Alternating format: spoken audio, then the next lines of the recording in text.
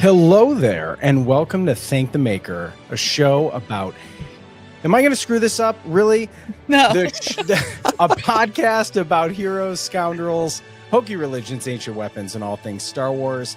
I am Mike Forster, your host. Holy cow, I'm feeling faint already. I'm Jason Chiodo. What am I doing here?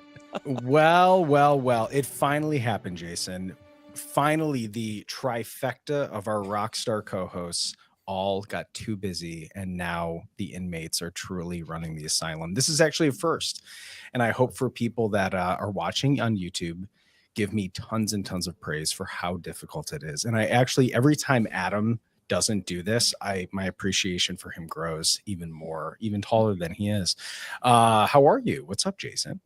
I'm doing awesome. The audacity of these other guys to actually have working careers. Can you believe it? I know it's too much. And for people who are following along, you're like, wait a minute, where are our hosts?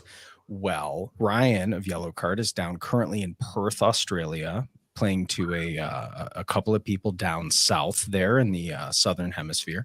Nick is currently, where is he? East Coast? Chicago? Is it Chicago tonight? With Bayside, and then Adam is in Los Angeles recording some new Story of the Year music. So we are here having a great time as we prepare for all things that are happening within the next couple of weeks. And we have a guest. Kara DJ, what's up? Hi, thanks so much for having me. It's so nice to meet you both. I know Jason a little bit. We've talked before, but I've never met Mike before. It's really good to be here. Thanks. Well, we're happy to have you. And I think we're having a very important discussion because, Kara, you have over the past, since 2019, I believe, if that's correct, you've kind of amassed what is, I think the official term is the Celebration Database. Tell me a little bit about this. It's still in the works. Okay. My ultimate dream is for it to be a database, but right now it's kind of just a blog. But I have been in-depth researching the history of Star Wars Celebration since kind of right after London in 2023. Okay. And I just fell into it. I have this real passion for archiving those early celebrations. I think I was trying to look into the first one and realized how little was available if you just kind of look around, because so much of it is in people's scrapbooks and stuff. Sure. It's because of the technology at the time. So I slowly just started to talk to people. I've been able to talk to people who were involved with the first event and just kind of went from there. I made a zine, which is another part of my fan story, is fanzines. I made a zine that was a timeline of the first celebration. It was a really in-depth, actually I have to make an updated one because I have more info now, but it was an in-depth timeline of the first celebration. And yeah, it's kind of just gone from there. I just think Star Wars Celebration is really important and great and wonderful. And I just want to keep the history of it alive and archived. Well, DIY efforts, zines, you are speaking right to our punk rock hearts. So that's fantastic. So Kara, give me a little bit of background from you as a fan. I'm kind of introduce, because I know you have a couple different shows. You've got multiple fan outlets. You are a fan's fan because you also appreciate the fans, which I love. So give us a little bit of a background for our listeners, because I hope they do follow along with your journey as well after this. And are you, just so we can at least know, are you planning on going to Japan, or are you sitting this one out? Sadly, I can't make it. It's just, it's financial, it's work, it's all the things. As soon as they announced it when we were in London, I was like, well, I'm not going to that one. And it was I kind of made peace. I sobbed on the floor, but then I made peace with it really fast. I was like, sure, it's okay. We're going to just think about the next one. But I'm really excited to follow along. I co-host a lot on Force Time, a podcast with my very, very best friend Travis, and we're gonna try to do some streaming and talking and stuff, because he can't go either. So we're just kind of finding all our friends that can't make it, and we're gonna try to be as spiritually close to it as we can. So yeah, I'm excited to follow along. It's gonna be really, really cool. We can all commiserate on those live streams as they happen. What odd hour is it gonna be? I know that you figured it out, right? I made a spreadsheet. I did. I Mhm. made a spreadsheet. The link is somewhere. I can put it on my Instagram. I keep updating it, but I made a spreadsheet with the Japan times and then with each of the, at least most of the time zones, to make it a little easier to follow along, because I needed it for me. And I was Sure. like, I might as well just make it for everybody. Because even though a lot of it is kind of in the middle of the night, it's just to be able to like look in the morning and see what happened while you were sleeping, that kind of thing. Yeah. Yeah, Because it's going to be a absolutely. lot and it's going to happen fast. Yeah, and I think this one in particular, if you know, people have been following along with our show for the past couple of weeks, we've been trying to kind of do this Road to Celebration Yes. series. And I think what, you know, you're looking at this one's actually quite short. There is no preview day on Thursday. There is, I think there's early access for people who we were lucky enough to get VIP tickets. And so we're able to get a little bit of early access into the I think the Celebration store, but that's about it. So there isn't compared to what it has been in the past. I didn't go to London, but I did go to Anaheim. I did go to Chicago. And I know that that Thursday was actually quite huge for a lot of people to be able to go and see the vendors, have those conversations, kind of more so get yourself used to the space before all of a sudden it's panels, it's exclusives, it's all this. It was helpful, I think, to have almost kind of have my bearings about the place, and just the fact that this one is going to be in a different country, it's going to be in a different place where you know, I will be figuring it out. It will be interesting, let's put it that way. So I'm Definitely. excited. But it's nice to see that of course that we have people who will be following along. Even today I had a super busy day at work, and then I go, you know, I was off my phone for an hour and I picked my phone up and I'm like, oh, okay. In the 1 hour I didn't have my phone on me, Tales of the Underworld. What? I know. I really thought they would have held off and waited to, but I guess April 20th, 18th, 19th, 20th is really close to May 4th. So I guess they just wanted to put it out there. Right. But yeah, that was a shock. They always do that. It's just the middle of a weekday. Like, here it is. You know? Sure. Right.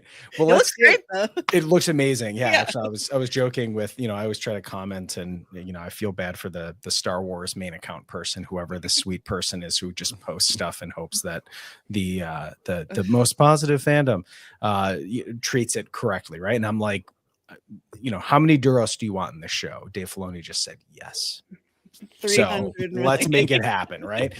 So Kara, let's get into this. I think this is an amazing topic to talk about as we get closer and closer to next week. So tell us a little bit about your journey in this long quest of discovering what the heck Star Wars Celebration is. Yeah, for sure. Well, I've been a Star Wars fan basically forever, but I feel like I let myself become a crazy person, as I call it, probably in the lead up to The Last Jedi. That was when I was like, yeah, this is just what I'm gonna do, you know. But I have always loved Star Wars. I remember my brother and I went to the midnight of Revenge of the Sith, and I liked it, but it did make me really sad. That's what I remember. I mean, I was only 14, but I just remember being like, I'm deeply, deeply sad, but I did really like it. But anyway, so yeah, it's always been present. My brother's way older than me, so he was like perfect age for the original trilogy. So anyway, leading up to Last Jedi, I kind of let go and became a madman. I remember watching like the Jar Jar is Darth Snoke videos and all that. Naturally, as one does. Just, you know, just unfettered access to the internet. What else is out there? You know? Yeah. Just like that hype time was just so insane. And so that all happened, blah, blah, blah. And then I saw that Celebration Chicago was happening. And I kind of made the decision. I didn't know a single person in Star Wars fandom yet. I had no community. I wanted to get involved, but I just didn't know anybody. And I was like, I want to go to this, but it was too late to get a pass.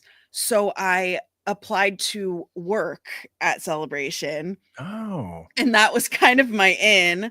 And where is home base for you, Kara? New Jersey. Oh, okay. So yeah, well, it's a quick flight, and it wasn't Chicago bad. Yeah. Chicago is fairly accessible. Definitely. So I ended up working they put me in the store. And if you recall, that was insane. At least for the first day, they had like the usual technical issues and it was just a madhouse. And I've worked a lot of retail in my life, and it was like Christmas Eve every day, all day. Like you would just dump stuff and then it would be gone. And I was like, it was just like total sensory overload. But I was able to go to watch the episode 9 panel on the live show floor, the stage that's on the floor. Yeah. Absolute best moment of my life. It was, I literally just got chills talking about it. It was unreal. And I was totally alone. I didn't know anybody. And it's so funny looking back how many people I'm like best friends with now that were there, but I just didn't know them yet, you know? So anyway, going to Chicago, I heard that people traded things and I wanted to make something that I could give out or trade or just, you know, give to people, a giveaway. So I there's a very I probably have one over here somewhere, but it's a tiny little easy one sheet zine that you can make. You basically just fold the paper, you cut it once, and then it becomes a little book. So I made 50 of them, and I gave them out that weekend, and it was so fun. And that whole celebration experience was just such a game changer. So that started my fanzine. Once I got back, I was like, I wonder if I could make like a full issue of a zine. And cut to almost 6 years later now, I've made over 50 issues. Wow. I've sent it out like to 40 states and like 10 countries, maybe more at this point. But it's just been such a gift, and it was such a gift during the COVID times and all that. So that kind of was the process that all happened, and it kind of all originated with Chicago. So that's why Celebration holds such like a close place in my heart, basically. Yeah. Well, I'm in Michigan. Yeah. It was so nice to be able to drive, and I'm a 501st member, multiple costume, and it was so awesome for me to be able to go down and drive. And I drove through, you know, I was teaching a class at the time at the university, and I told my students, I was like, listen, congratulations, we're getting out early today. And they're like, yeah, sounds good. They're like, anything special? And I was like, I'm going to the Star Wars convention. I'll talk to you guys later. Do your homework. See ya. Drove through the snow and ice. I remember having a very difficult time getting down there, but ended up staying at my friend Noah's house, who actually does VFX for a certain movie that's coming out, which is exciting. And the fun part about that, I think, for Chicago, for so many people, was they got introduced to Chicago in April, which, as someone whose kid just had a snow day on Monday of this week, people were like, I was not prepared for what April in Chicago was, because I actually got to go to the Chicago Cubs Star Wars Day. Oh, cool. Which was 65 degrees and gorgeous out. And then it snowed the next day. And I was like, well, I'm used to this, but people are like, what's happening? Right. You know, Jason's laughing from Southern California. But when you have done this, you've gone through, you've had this personal experience for yourself. When you talk to people about other celebrations of past, yes, those moments that they remember, like the weather for some people, or for yourself, their first moment, what are some of the stories that you hear of celebrations past that stick out to you as someone who is kind of almost hearing this mythology of previous you know, conventions of galaxies past? Well, I really look at celebration history as there were like kind of distinct ish eras of time. Like I really think of the first 3 as being kind of their own thing, because they were connected. Each one was connected to a prequel, and it was the first, like, besides there was in 1987, there was a 10th anniversary convention hosted by Starlog. Some people call it Celebration Zero, but besides that, it was the first like state sanctioned Lucasfilm approved Star Wars event. And those first 3 really stand out to me the most. I think the hype connected to them was so special. And it was also a really like foundational thing for fan involvement, you know, Mm-hmm. like the 501st started, I believe, in 97, Yeah. and the first celebration was in 99. And I know Right. some of them were there, but not in any official capacity, as far as I know. And Sure. if you were there and you were in the 501st and you dressed up, please email me. Thank you. 'Cause I want to talk to you. Hello Um, there. but yeah, so I think that is what stands out to me the most, is just the beginning of fan panels. That wasn't really a thing until later, but Yeah. the collecting track, obviously huge. Right. And cosplay, you can watch it blossom. Even by the time you hit Celebration 3, there's amazing cosplay. Sure. And that's what stands out. And when I talk to people, the same thing from every celebration, from people who have been to 2 or who have been to all of them, or have barely missed any, everybody just talks about the sense of community that's Yeah. there.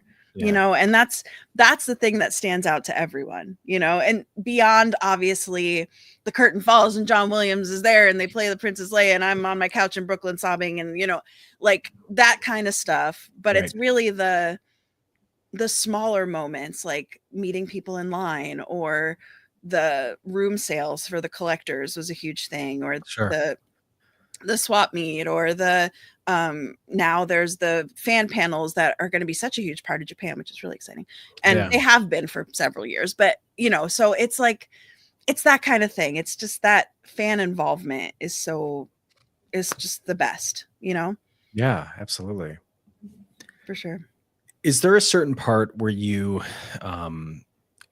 there's so many parallels that you can draw between what the business of the convention is now. When you look at the history of a lot of these conventions, this truly was I don't want to say this doesn't please no one take this as disrespect, but this was a place for people who were not deemed to be cool. This was not a Super Bowl event. This was like Right. people, collectors gathering together and going, hey, I've got a lot of this stuff. I've got a lot of this stuff. And for a lot of people pre-internet, this was your access to be able to get to other like-minded people, whether it was record swaps or whether it was comic books or whether it was trading cards. It gave people a place to come together to be able to find possibly the only version of this that still exists in this way. It's like collectors were holding on to this stuff across the fandom. When people look back on this and think of in the comparison of say 1997 or when the first celebration you said was 1999. Okay, and that was right before Phantom Menace. Denver. Mm-hmm. It was in Denver. The floor, as we call it. Describe that for people who are like, what does this mean? Or is this basically just, was it at the Denver Convention Center? Where was the location? Was there even a floor? Isn't there tents and rain involved here? Yeah. I want to give people an idea of what this, because I've heard at this point, I've heard the lore, but I want people to know what exactly it was.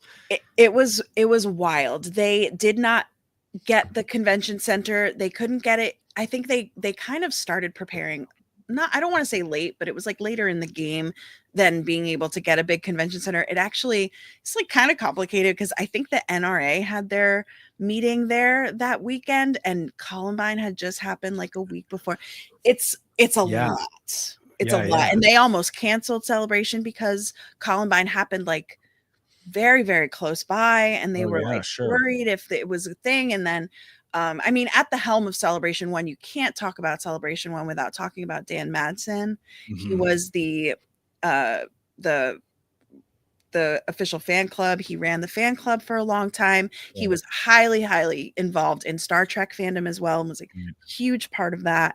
And he also was at the helm of Insider when it became kind of like what we know as Star Wars Insider now. Right. And so that was kind of the base for Celebration 1. But so it wasn't in the convention center. It was at an air and space museums, Wings Over the Rockies Air and Space Museum. So it's basically like a place where they have a lot of like old World War II planes and stuff like that. Oddly fitting for Star Wars, though. Yeah, and they brought an X-wing. It's still there, and which is really cool. And I really need to get out there eventually. Where did it come from? Where? Yeah. No, but was it so was it a filming model or just a No, I think it was, promotional? from what I've read, it was one of several that they made for promotional purposes. Got it. Okay. Yeah, so and now it has a bunch of autographs on it from people who have visited it and stuff, which I've is seen really this. cool. Yeah, Yes. I've seen this. Yeah, okay. This makes sense. Yeah, so but it's a big airplane hangar basically. Yeah. So it was that, and then it was fields where there were tents, and it was April 18th, 19th, and 20. No, it was in that range. It was in a very similar range to when this celebration is. It might have been the next, like 21, 22. It's in that range. And it would have been really great if it had been like a really nice spring sunny weekend, but it just so happens it didn't just rain. They got like 10% of the year's rain in like one day. Right. It was like unprecedented rain. Right.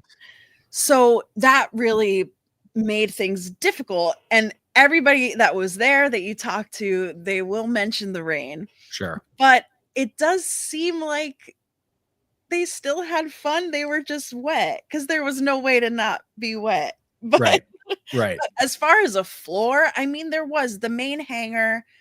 It did have a roof. It did have a roof, Right.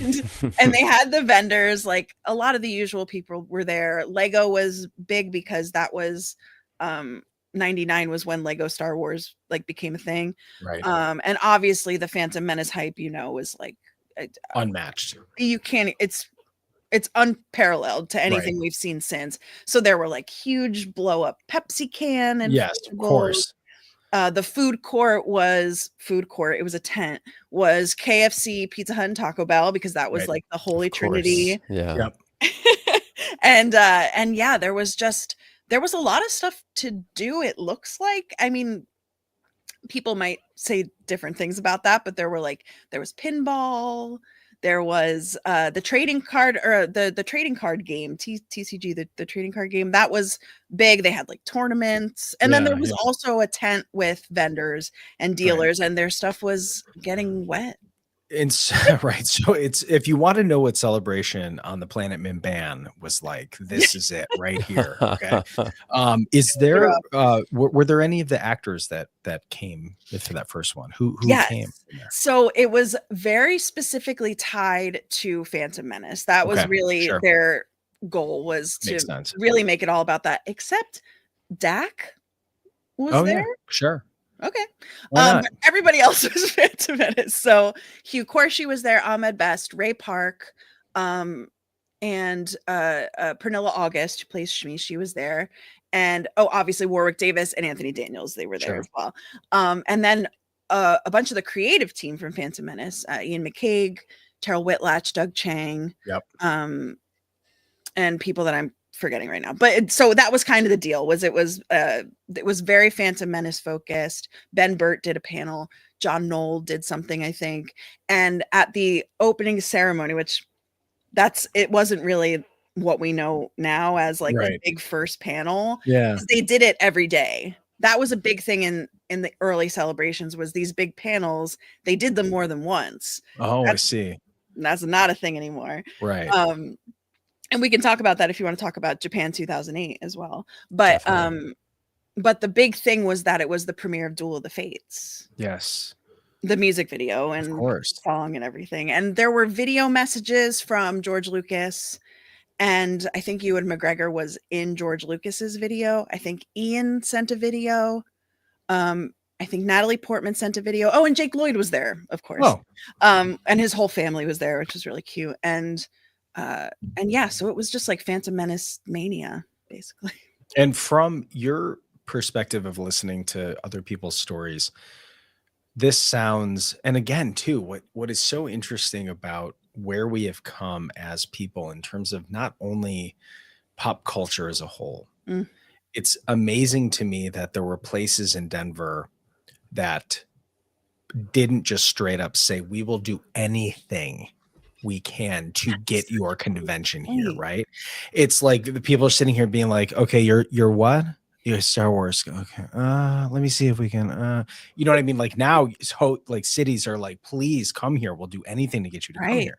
And so it really shows the difference of like where we have come as a fandom when you're sitting here going like, I used to have to see Star Wars by myself because I Right. was afraid that my friends would make fun of me. And I ended up going with a couple people that we were kind of like, hey, what are you doing tonight? I'm like, oh, nothing. I'm going to see a movie. And they were like, does it have lightsabers in it? And I'd be like, maybe, I don't know. And I went to an all boys Catholic high school. Like it wasn't cool to be a nerd. Right. And so when you think about the difference of what this 20 years has been, that it's almost like you are actually uncool if you don't know the latest of what's happening in the Marvel verse, what's happening. And so you haven't watched all 3 seasons of The Mandalorian. What are you even doing? Right. It's interesting to see how that's changed. But when you look back on this retrospect that you've put this database together, what did you start to see in terms of the shift of as Star Wars? Because that was also an interesting time because from 1999, and Jason, you're just a couple years older, and I would love to get your take on this. You're being very kind. Very kind. I'm trying, you know what I mean? And I feel maybe a little bit older than you today, especially, but there's a part of me where you go from 1999 to 2005 was huge difference. Was a huge difference for not only Star Wars, you're onboarding new fans, and equally seeing a lot of old fans go, maybe this isn't for me anymore. And so you're really starting to see like maybe the beginning of the fracture of the fandom of people going, I don't like, I'm still insanely committed to this because I got that stuff all over my walls. And now I'm sitting here going like, is the dialogue bad? Is this not good anymore? Because they forgot that they grew up despite them being kids and not remembering like, I'm going to get some power converters. You know what I mean? It's the endless cycle. Yes. But what did you start to see when you talk to people going from Celebration 1, 2, 3, 4? Where did you start to see from people's perspectives of how the fandom united enough to keep Celebration as an entity going? I'd be very curious to know your take on that. That's a good question. I feel like there's been some factor that has like made Celebration special each time in a way. So like for 1, 2, 3, it was the prequels. For 4, it was the anniversary. Yeah. You know, and then 2000, and then it was like the Clone Wars, and then there were some weird years in there before the buyout where it was kind of like what's going on. But I feel like it's you can really see the change. But I guess it was the people who were just like, I'm sticking with it. I'm not going anywhere. Those are our people. We love you. If you're out there, we love you. Absolutely. And Celebration 3, one of the things that I've heard, because I've been reporting specifically about Celebration 3 because it's the 20th anniversary this month, is that it felt like an ending in a way, because at that point, there was not going to be any more Star Wars as far as they knew. I mean, George Lucas did at C3 announce the television show that didn't ever happen. Underworlds or Yes. Underworld is a different story. Yeah. Apparently costing about $100 million per episode or whatever. Like hilarious number was. So George was actually in attendance at that one, right, George? Yes. Okay. Yes, he was. That was a big deal. That was the first time he ever went. Obviously there were only 3, but yeah, so that was and they did talk about Clone Wars. They talked about the animated series. Yeah. So there was like the shadow that something else could come, but it was kind of like that uncertainty from like 1983, you know, it's like that same cycle sort of. It is interesting to see it go like that. Yeah. For sure. Yeah. Jason, what was happening in your life when Phantom Menace came out? Do you remember that time? Well, Phantom Menace came out and I was 19. I was a freshman in college at the point. And, I mean, it skewed younger. I should preface this by saying that I have a much different perspective on it now, obviously. I can put it do, yeah. But as kind of a, like a shithead 19-year-old who thinks they're too cool for everything, it didn't really hit me at that point. Episode 2 didn't either. Episode 3 was a little bit different, you know, with a bunch, you know, with 20 years under the bridge at this point, I can appreciate them for what they are, and actually what they were at the time as well, just with a different perspective and a different way to appreciate everything. And you know, I think that episode 1, which might objectively be maybe the weakest of the 3, I'm not sure. I think it's the most rewatchable. I enjoy watching that one more than the others. I know people go nuts over episode 3, but I think that 1, as far as the prequels go, are mine. But in the moment, I was too cool for school. Of course. To get down with Jar Jar and everything else. So I will I'm okay to admit that I have a much different perspective on it now. Yeah. Well, it was very hard, I think, for a lot of people to want to see the things that they fell in love with and go along with a vision that might have been different than what they were expecting. Yes. And when you have committed your life to such, I mean, my first introduction to Star Wars was actually through toys. And I remember just being in love with the form language of, I was like, what's this ship? My buddy's like, dude, that's a TIE fighter. It's bad. And I was like, why does it look like this? It's a weird ship. Because like for me, every ship that I ever knew was like, it looked like an airplane. And so the idea that like this like weird trapezoidal thing was flying around, I was like, what? And then I heard it and I'm like, and it makes that noise. I'm like, this is terrifying. This is awesome. And the X-Wings and the Millennium Falcon. Like, so for me, the toys were my on board. But what I really think, when you come back and look at this, it's like you're especially as I think we now have the perspective of going into the Force Awakens anniversary this year. Wow. This was the time where I'm appreciating the work that like you're doing for telling about Celebrations past, because I remember very specifically being with those other people and hearing Palpatine's laugh in Chicago on the floor, right?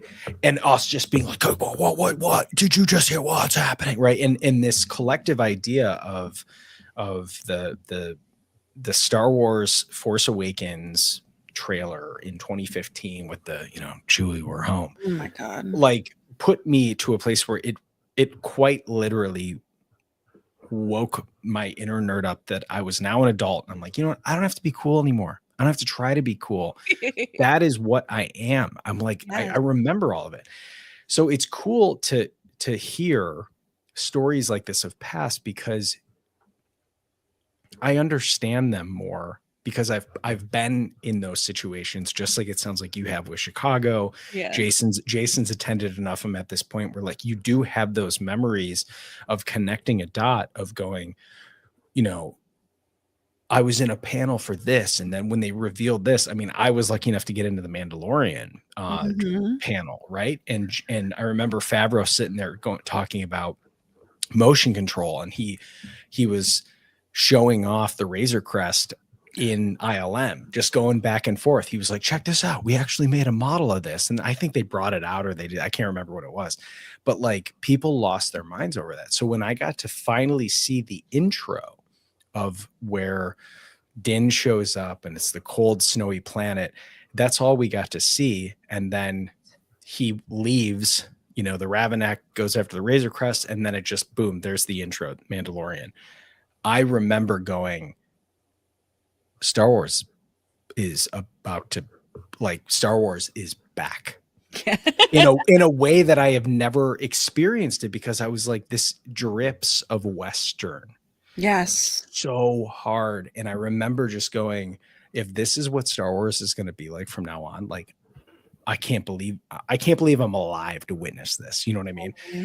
And to be in that panel. So I think it's amazing what you're doing by connecting people who are giving this authentic recollection of these times, because like now I can remember, I can empathize with them of going, I was there for Celebration 3 and we got to see this, or we got to see this. You know what I mean? You're like, I remember what that's like. You know what I mean? Yeah. And it's also like the smaller moments. And it's funny that you talk about Jon Favreau talking about models and stuff, because I think the behind the scenes and the beyond the actors, the creative teams has been such a huge part of Celebration. Like I said, at Celebration 1, it was Ben Burt and the designers and the concept artists talking. And then and then you find these little moments. Like I wrote an article about this on my blog recently.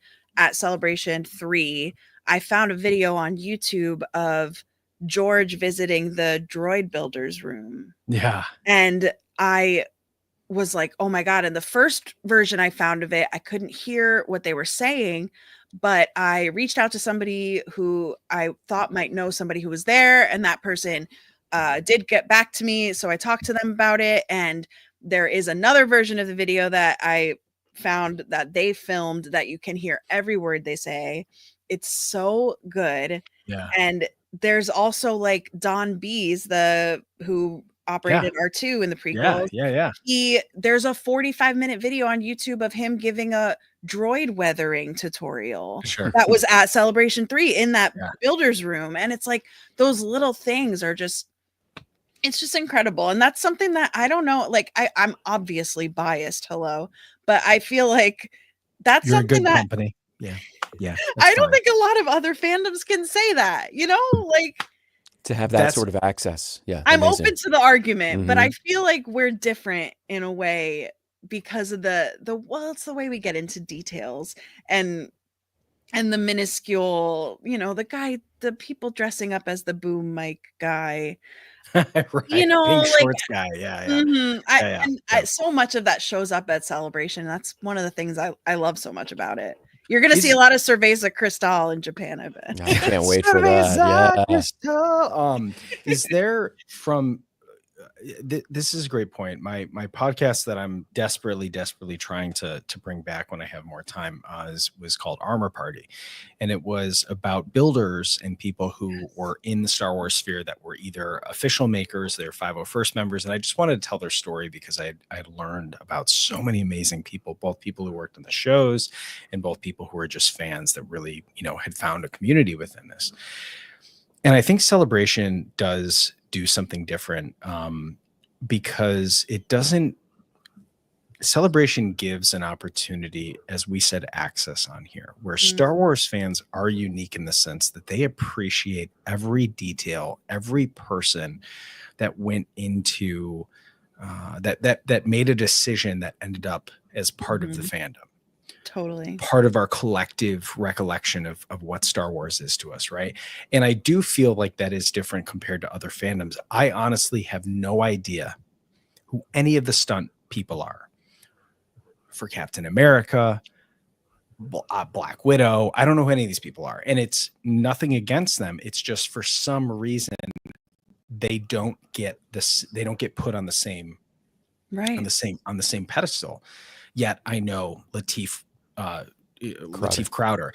I know Brendan Wayne. I know Barry Lowen. You know what I mean? And it's like because we have appreciated the fact that we know all the creative teams and some of the designers and the people who have made these decisions, because we also have access to them on places like Instagram, and that's actually given these people some life of going. We used to be the people who were, this is kind of why I started this podcast, was because I go, listen, everyone knows Harrison Ford is Han Solo.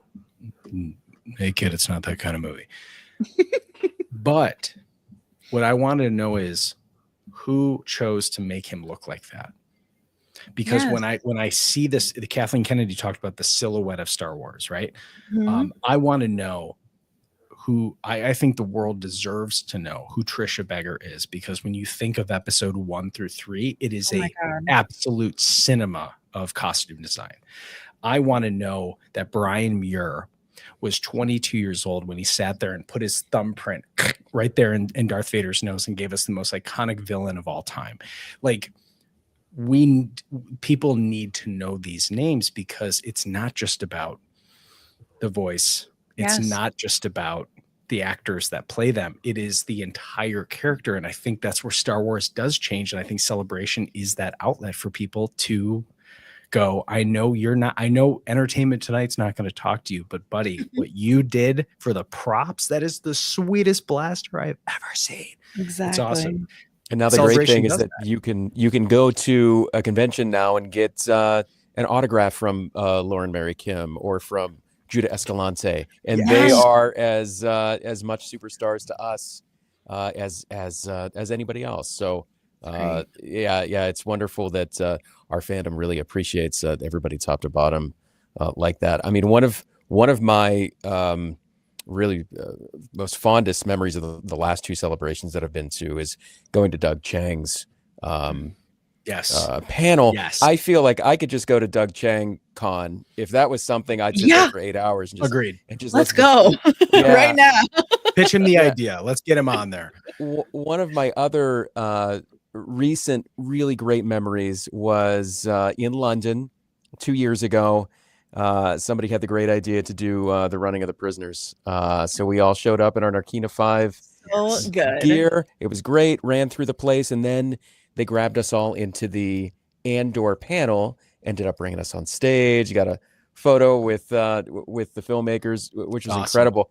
I mean, that's another little wrinkle of Celebration. Things like the running of the hoods that this was based on, swag traders. I mean, even, to thank the makers credit and other folks, Mosh Isley is probably in that pantheon these days. Yeah, absolutely. But can you tell us about Jar Jar Jam? I think that's where it starts, right? Because I mean, it's not just about Celebration. I think for people who have attended them, there are these micro communities that exist within this micro community of not just people who are Star Wars fans, but people who want to go and attend these events.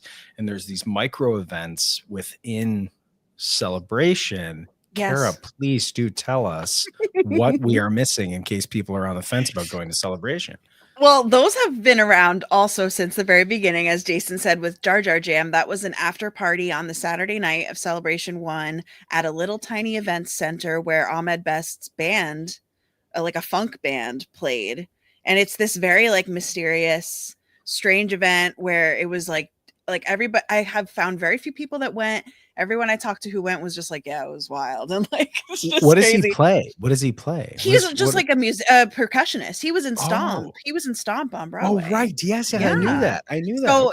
But he was like rapping and scatting and doing stuff. There is one video of it on YouTube that only got posted like last year. I lost my ever loving mind when I found it. But, so that's like that was one of the very first, but even then there was also the party for the vendors that they had in a ballroom where all the people who were like licensees and vendors went. And so that was one. And then Celebration 2 and 3, it was really, and probably 4 as well, maybe 5. I have to look into that a little further. That was when the Hyperspace Fan Club was going on. So there was fan club exclusive breakfasts. If you went to a breakfast, email me. But the pictures of those are great, and they would have obviously Mary Franklin, who is a huge part of Celebration, on, and Steve Sansweet would go, of course, and sometimes other stars would go to the breakfast, and so that kind of thing. Celebration 3 was a big one. They had the Celebration at Celebration. And it just looked, I mean, again, if you went to it, email me, but it looks like it was just like crazy. It was in the convention hall, I believe. Yeah, it was. It was after hours on the Saturday. So like the same day as George. No one has slept because they were all online for George. Spend all day at Celebration 3, and then you go to this party. There was like somebody juggling fire. There was a band. There was... And you could camp overnight at this point, right? This was still the outside. This was the Papa stool and sit there until... To an extent, For George, they did. For Carrie Fisher's autograph line at Celebration 2, they really did. That line is legendary. That was a very long line. That was an insane line.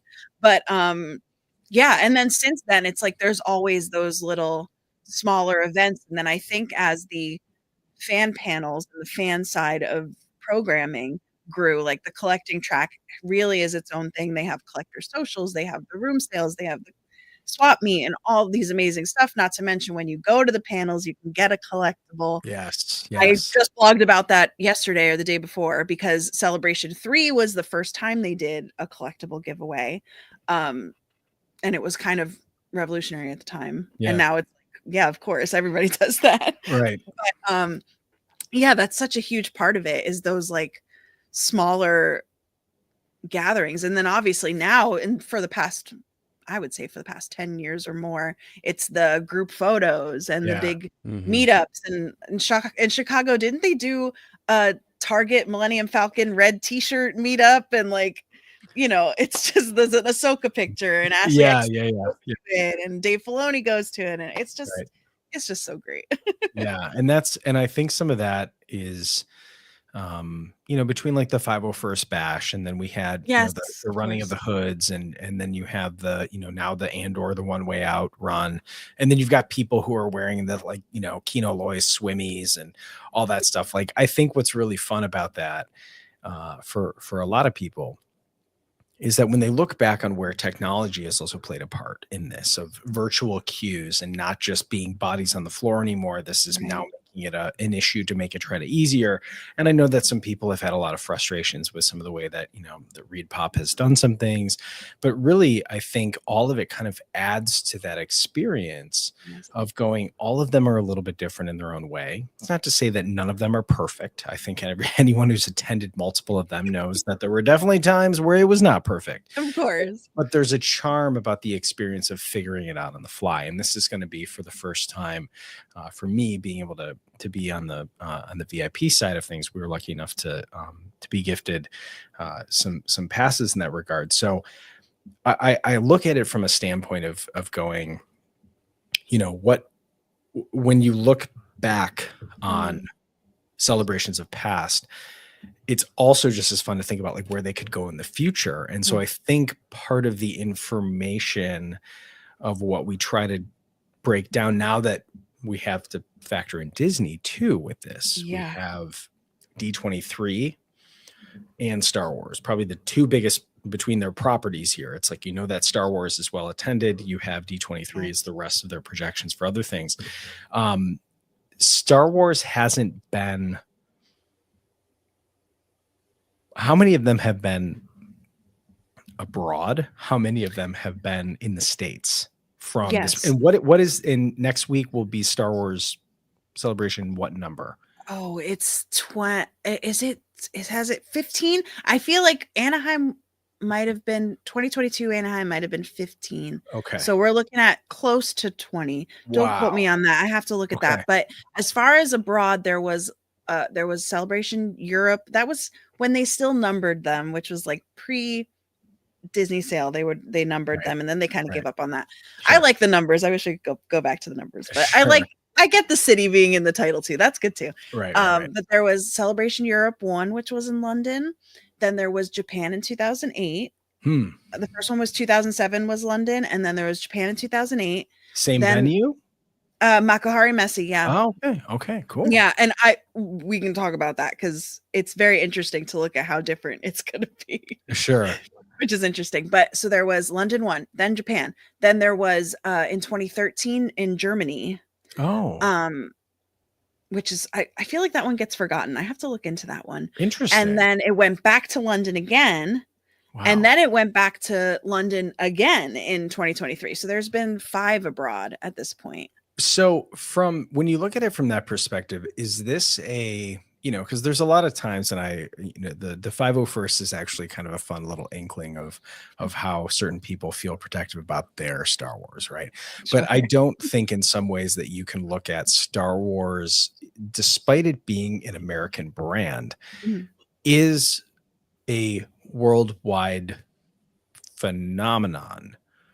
But I know that the UK feels very protective over it because most of the work, besides the ILM stuff and your places like Tatooine and all of that, was mostly filmed over in Pinewood in the UK. So I know that they are very much like the people who, you know, Brian Muir, and you have Liz Moore and David Prowse, and all these people are all English actors. They're English crews that were working on it. The Millennium Falcon never was built over in the States. It was in the UK. So I know that there is some protection over that, but like for so many of them to be in London, you've got Japan. This is now the second time in Japan. Do you see this as being a way to unite the fandom around the world? Do you see it as like a way of going, we're trying to build a fandom in certain different places? Because I know, according to a friend who is close in with Reed Pop, said that there has been a tremendous amount of tickets sold from Australia, New Zealand, and India. That's amazing. Coming to Japan. Yeah, which is interesting. So I was thinking, I was like, oh, is it going to be invaded with a bunch of people from the US? The answer is yes. And yes, also, and right. So it's kind of fun because I know from that standpoint, you're meeting Star Wars fans around the world, and those perspectives are different. It's so true. And I think, honestly, instead of the abroad ones like seeking to build something, I think they're just honoring something that's already there. Yeah. Like Japan's fan community is incredible. The 501st in Japan is amazing. Right. There's a huge community of fans and creators in all these different parts of the world. And I think the abroad ones really just make it more accessible, to them. So I think it's great that, I think it is kind of crazy that there are 2 back-to-back that are abroad, just based on the patterns, but it's not unprecedented. And it makes perfect sense to me. I mean, 2008 was, oh my God, 17 years ago. That scares me. So that's the last time that Japan had a celebration, and it makes it open to that part of the world. And there's also Tokyo Disneyland, so maybe that has something to do with it. Who knows? But sure. Yes. But yeah, I think it's really great, and it kind of is just a way to highlight those groups in a different way. But that's always one of the best things about Celebration Anywhere, is seeing these fans from all over the world. And that's one of the things that I love specifically about the 501st. I just had Justin Sonfield on my podcast. A dear friend of ours, and I think he was actually in the chat earlier today. He's the best. He's the best. Yeah, he's so nice, and I loved talking to him about the 501st. But that's one of the things that I love about the 501st is, and Rebel Legion, of course, and et cetera, is just how globally represented it is. Like I remember seeing, when we were in London in 23, I saw like the 501st from Peru, and I was just like, that's amazing. Like, it's just so great. So I love that aspect of Celebration, seeing just how many of us there are, and like in so many different parts of the world and facets of life. Yeah, absolutely. Well, this certainly, if you can kind of, as we're kind of wrapping up here, I would love to hear your perspective on celebrations of past, when you think of things that really stand out in your quest of learning about these. Give us a couple highlights of like interesting tidbits, just a little bit of bantha meat to let us know what some people might not have known about the modern experience of Celebration now, because there was a lot of work being done by people that were kind of just expected to put on a convention. The same way that I look at, like, with work, right? Like, you come in, you go, okay, we got the same people. Guess what? We got someone coming to campus today. I need everyone to stop what you're doing and do this, right? And I think it kind of feels like Star Wars Celebration was kind of that at the beginning. Was like, we're going to bring the brand out there. And people were like, should we hire an event company? And it kind of sounds like it was like, for a couple things, maybe. But for the most part, it's us and a bunch of people getting this thing done. That's what at least it seems like. And I hope maybe a little bit of that is true, but also to see where it is now is quite an evolution. So from your perspective, what are the moments that stand out to you in your, as you're assembling this library of amazing moments? Yeah, I think seeing the interactions between fans and that community aspect is always going to be what stands out the most. But I really love the growth of the fan programming, and I hope that lives forever for every celebration. I think it will.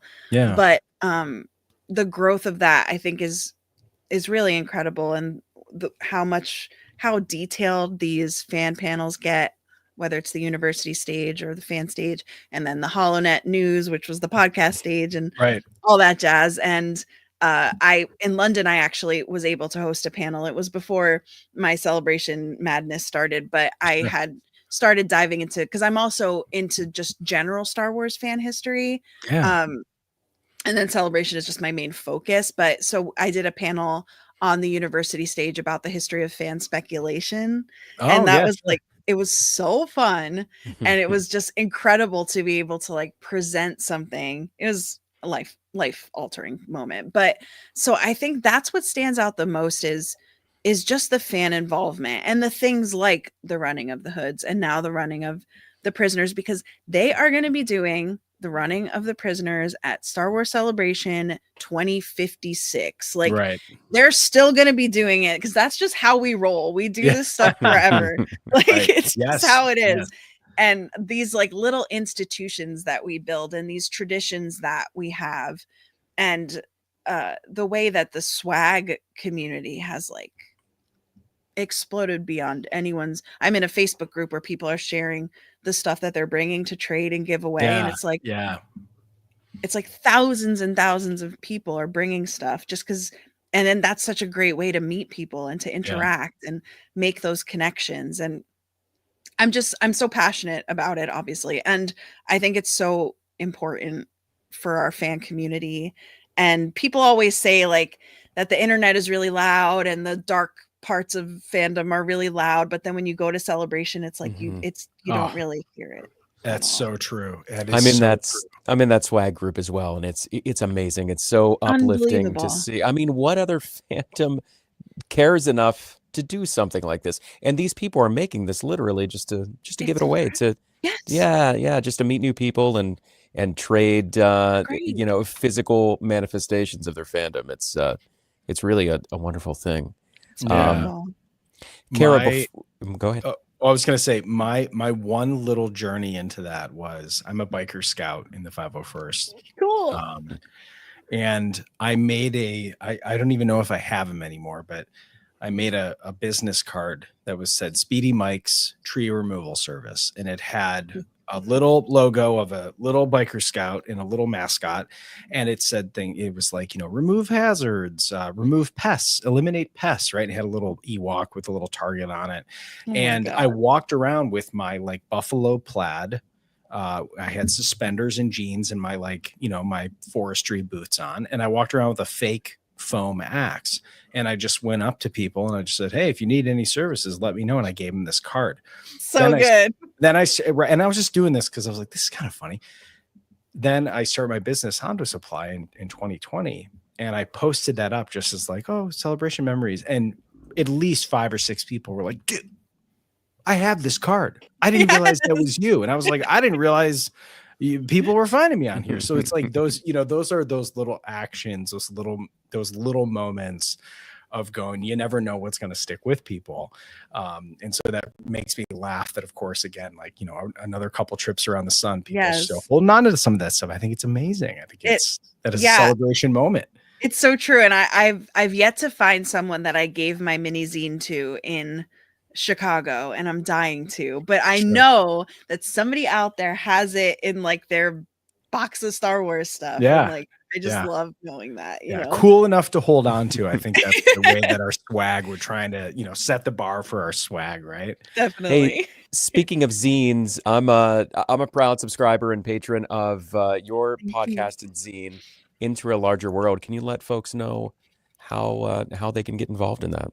Yeah, I actually have some zines, so I'll just show you what it looks like, just in case you like have no idea what a zine is. Sorry, audio listeners. Yeah, well, they're really cool. I swear to God. We're gonna watch on YouTube. Oh yes, well, you can see it on my Instagram, Into a Larger World Project. But this is a physical zine that I make. It's a physical thing that I mail out. I don't use really any tech to make it. I use paper and glue and markers, and then and then I get it scanned and they print it. I fold it and I staple it.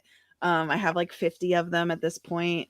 And they're my favorite thing in the world. And right now, I used to, at one point when I was unemployed because of COVID, I was doing 12 issues a year. I don't know how I did that. I mean, besides that, I just had a lot of time, obviously. Sure.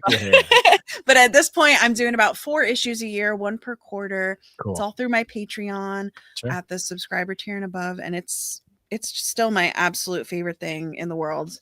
And I don't really have back issues like up for sale anywhere, but if somebody like messaged me and wanted them, I would make that happen for you. But yeah, it's Get a the best. reprint going, right? Second pressing of Yeah, the zine.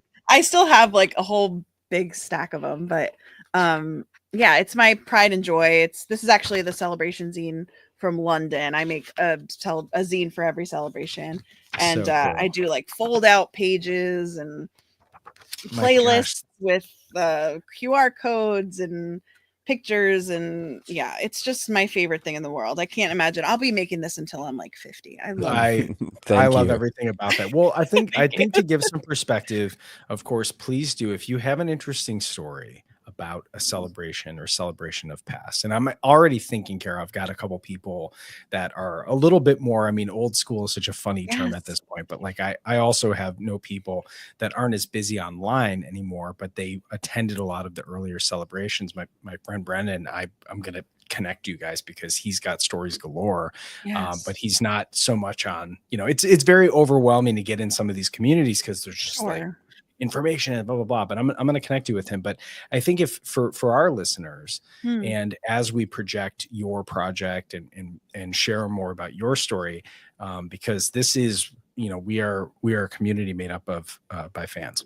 Absolutely. So I think as more people can hear this, get a hold of you. Yeah. I mean, this is the best thing that you can do. Is like you were putting together this directory of stories that maybe had been previously that need to be unearthed, that maybe need to be added to be put into stone, carved absolutely into the great tree on Octo.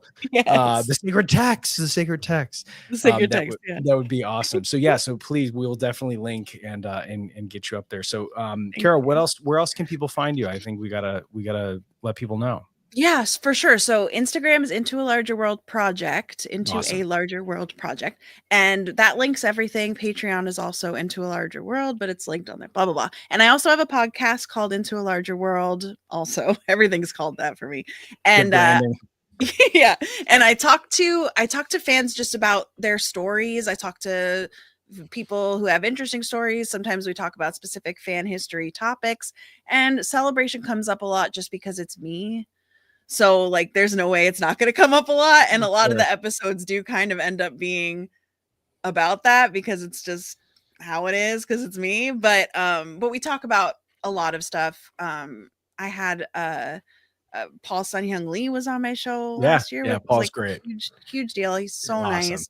And I've talked to just people from kind of all over, and yeah, and celebration is always the main focus. And I have a blog, the Celebration Database, celebrationdatabase.com, where right now I'm just blogging about little bits of my research, basically, and sharing that in like a blog format. But especially celebrations 1, 2, and 3 are the ones that I'm looking for the most stories and pictures and resources of, because they are the ones that it's the hardest to find stuff about.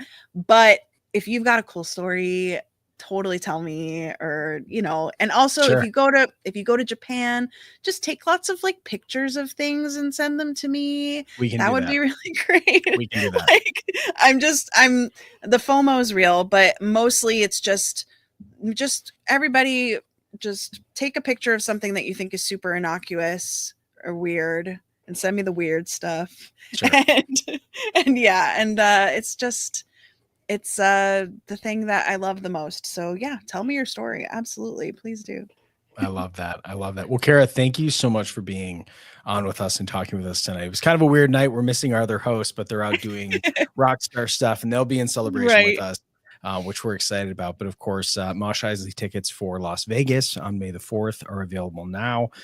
We have some more news about San Diego Comic-Con, which is coming up pretty soon here on our side of things. We're going to kind of get through a couple Star Wars things before we do another Star Wars thing.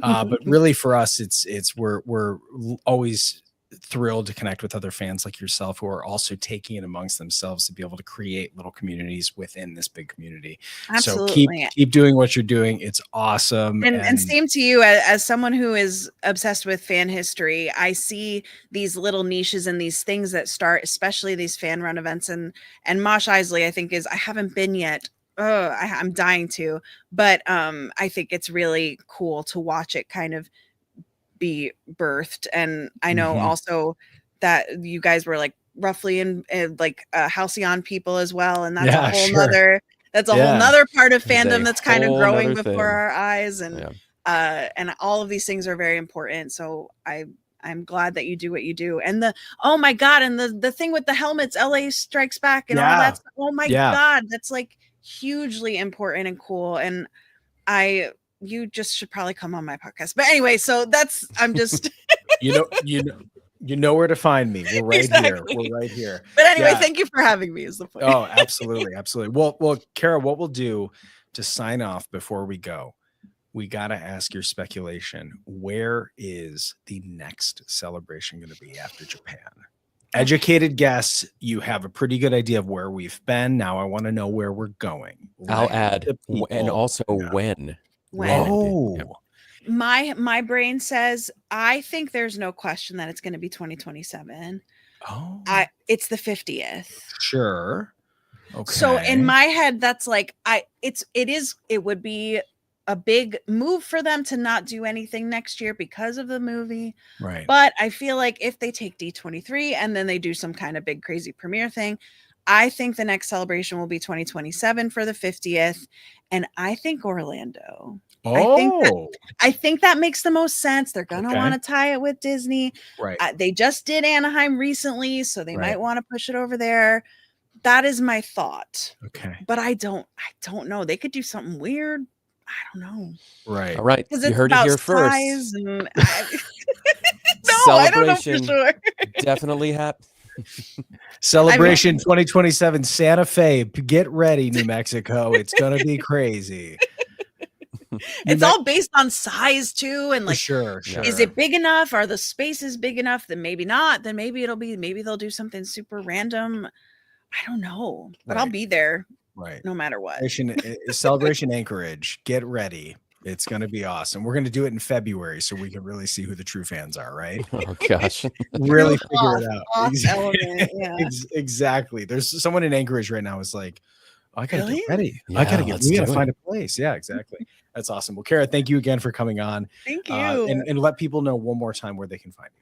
Into a Larger World Project on Instagram. Everything's linked there. So start there and Fantastic. All right. May the force be with us, and we will see you next week as we do our last show before we head to the land of the rising sun. And of all things, of course, maybe talk a little bit about Star Wars animation that dropped today, which gets us very excited because did we see everything we're going to see in Tales of the are they hiding Boba for a certain purpose because they want to know how Boba got the dent in his helmet? Man, we don't Mike's know. Really been thinking on this Let's already. talk about this next week. Okay. May the force be with us, friends. Thank you so much for listening.